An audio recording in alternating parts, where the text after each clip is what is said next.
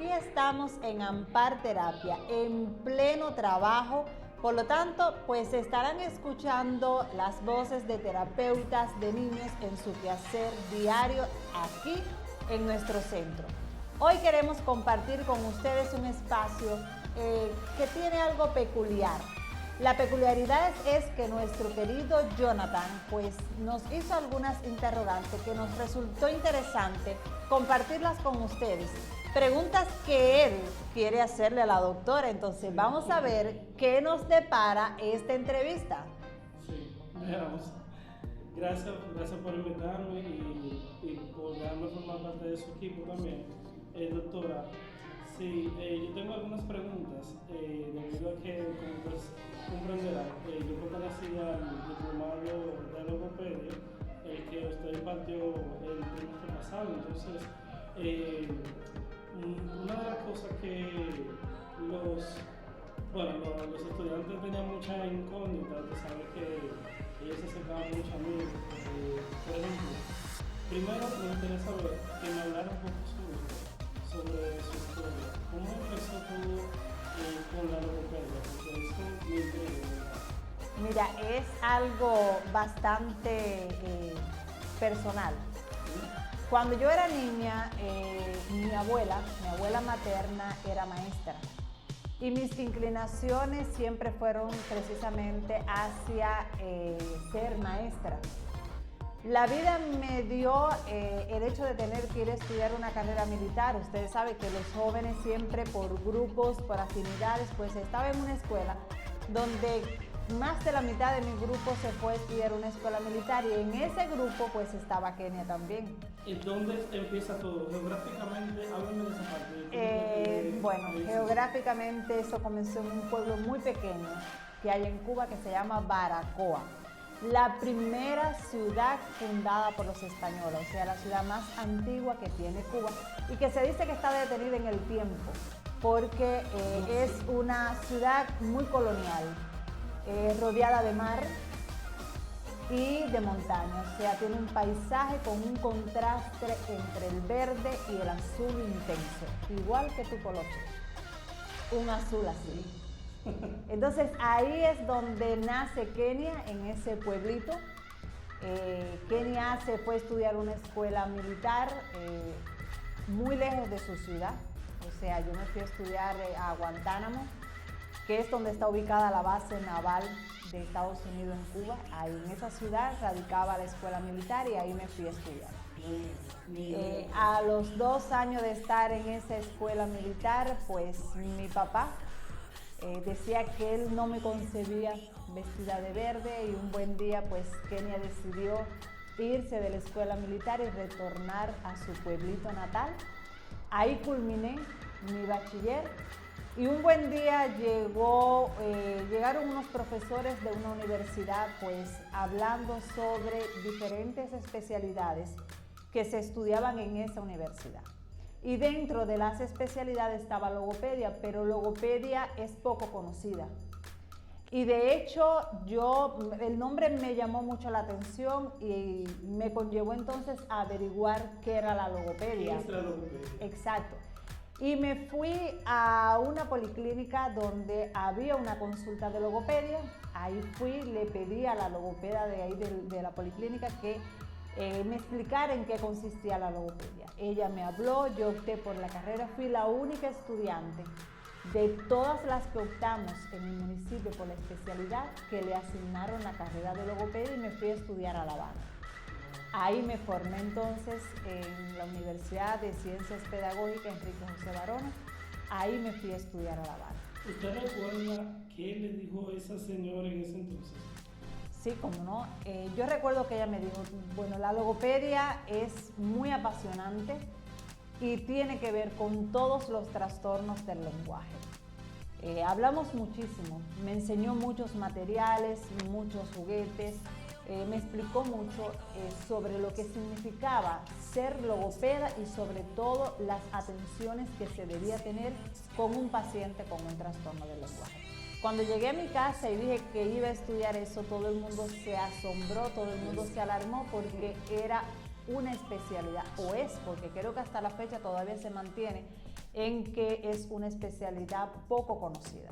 Sí, de hecho, no solo poco conocida, también hay pocas instituciones, porque he estado conversando con estudiantes y de hecho con personas que ya tienen una carrera que les gustaría afianzar o ampliar su carrera hacia la logopedia, pero en países como República Dominicana no existe una maestría en este momento.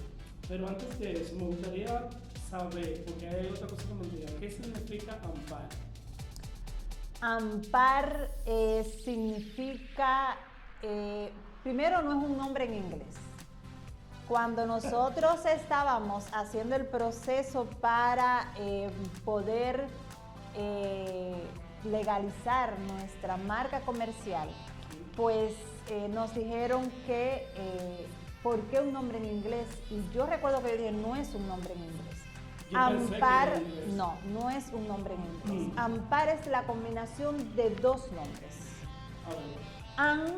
A-N-D es las tres primeras letras del nombre de mi papá, Andrés.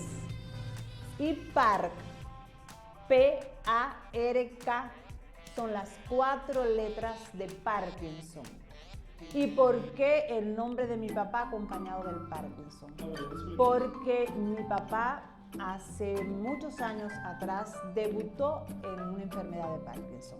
El Parkinson es una enfermedad neurodegenerativa que provoca un trastorno del habla que se denomina disartria.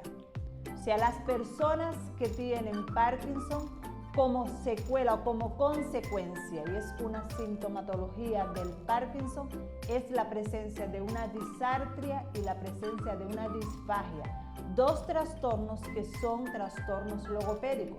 La disartria es un trastorno de la articulación que genera pues mucha espasticidad, mucha lentitud en las palabras, provoca una disfonía marcada y además provoca problemas de deglución, que es la disfagia. Y eso es lo que hace que requieran de un proceso terapéutico sistemático, sobre todo para elevar la calidad de vida.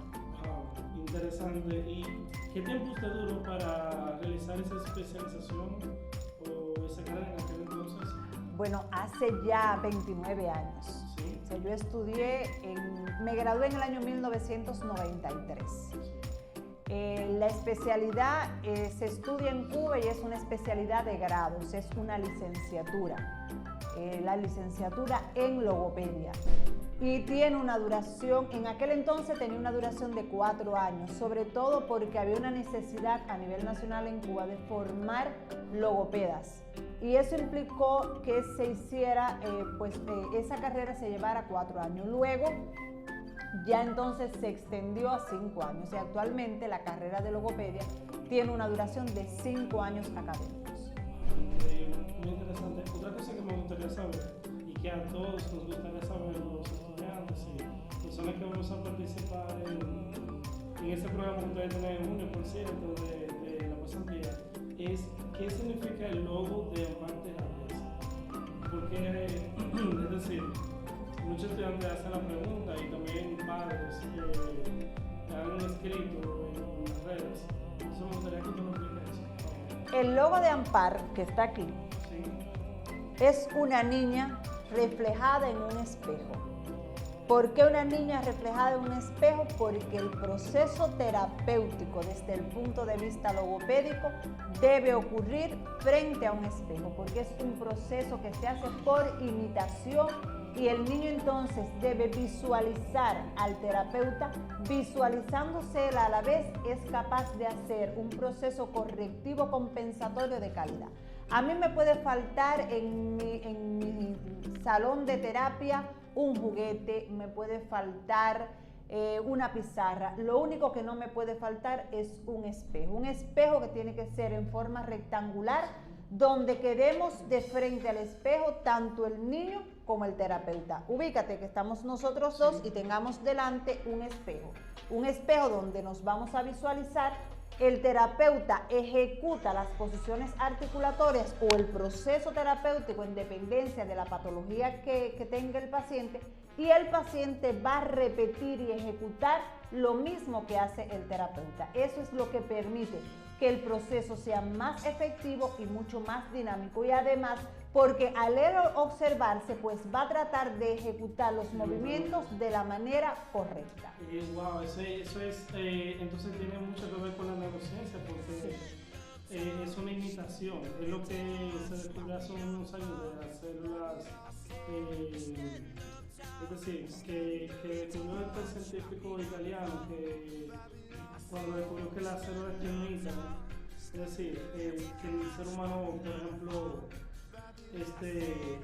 actúa por imitación, aprende por imitación, es decir, que de eso se trata. El proceso es un proceso de aprendizaje, inclusive supongo que el niño es autista, ¿no? De hecho, todo el proceso de formación y desarrollo del lenguaje es por imitación. O sea, nosotros nacemos con estructuras biológicas que son las que nos permiten a nosotros poder ejecutar el lenguaje.